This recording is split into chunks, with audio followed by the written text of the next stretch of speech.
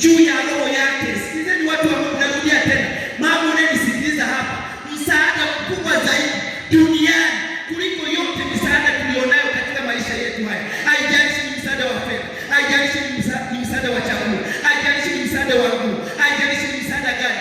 Msaada mkubwa sana duniani leo ni kumsaidia mtu juu ya maisha ya wokovu. Bwana asifiwe. Narudia tena, msaada mkubwa sana duniani leo ni kumsaidia mtu juu ya wokovu. Amina.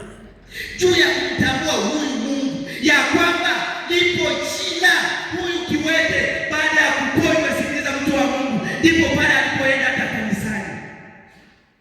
Baada tu huyu mtu, sikilizeni watu wa Mungu, dini ambayo tunazidi kukumbushwa siku ya leo, ambayo tunapaswa kuitenda kwa wenzetu ni kuwajali kwa ajili ya Kristo. Amen. Narudia tena, kitu ambacho mama yangu unanisikiliza hapa, rudisha akili kidogo.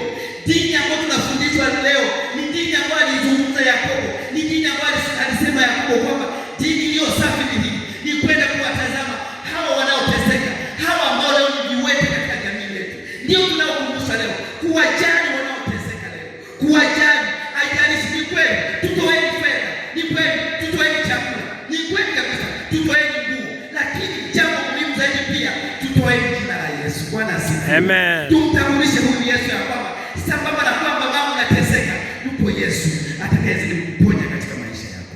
Amen. Sikiza dada yangu, sambamba na kwamba tutawasaidia watu katika ndoa zao, tutawaambia, watatueleza kabisa kwamba mimi ndoa yangu ni changamoto. Sambamba na kwamba tutawashauri waende kwa kiongozi, waende kwa uongozi juu ya uongozi katika kata, uongozi katika ngazi fulani, ili wakashauriwe, ili wakachukue karanga. Msaada wa kipekee zaidi pia ni kumjulisha huyu mtu ya kwamba sambamba na kwamba unateseka na hilo, yupo Yesu atakayezidi kusaidia. Anasema pia na kuonyesha huruma. Huruma yake haikuwa ya maneno, huruma yake ilikuwa ni uhitaji wa mtu yule. Mtu wa Mungu unayemsikiliza hapa, ondoka na hili kati ya kitu muhimu sana katika dunia hii. Hata kama usimwambie mtu ya kwamba wewe, hata kama usimwambie mtu ya kwamba njoo kanisani, ni kujali uhitaji wake. Sikiza dada yangu hapa, kitu ambacho napaswa kuwa nacho hiki, jitahidi sana katika maisha yako. Mungu leo akuonyeshe wahitaji halisi. Amen. Kabisa, maana mjini kule pia tukirudi nyuma huku, leo kuna watu sio wahitaji halisi. Leo kuna watu wamefanya sehemu hiyo kwa kipato. Kabisa, leo hawa wakina Yohana pamoja na Petro walionyeshwa huyu ni mhitaji halisi. Haihitaji 200, haihitaji 500, haihitaji anahitaji jina la Yesu. Tunapomalizia sikukuu za maombi leo, mwongozo wa sikukuu za maombi umekumbusha mtu yoyote yule ajitahidi sana awajali moja, waliopuuziwa; moja, waliopuuziwa; 2, waliovunjika moyo; 3, walioachwa. Wakumbuke sana hao.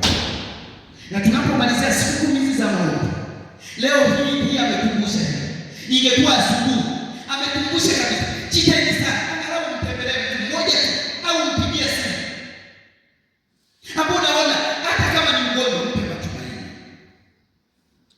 mpe matumaini tu. Hata mwambie tu kwamba Yesu anakupenda, wewe unatosha.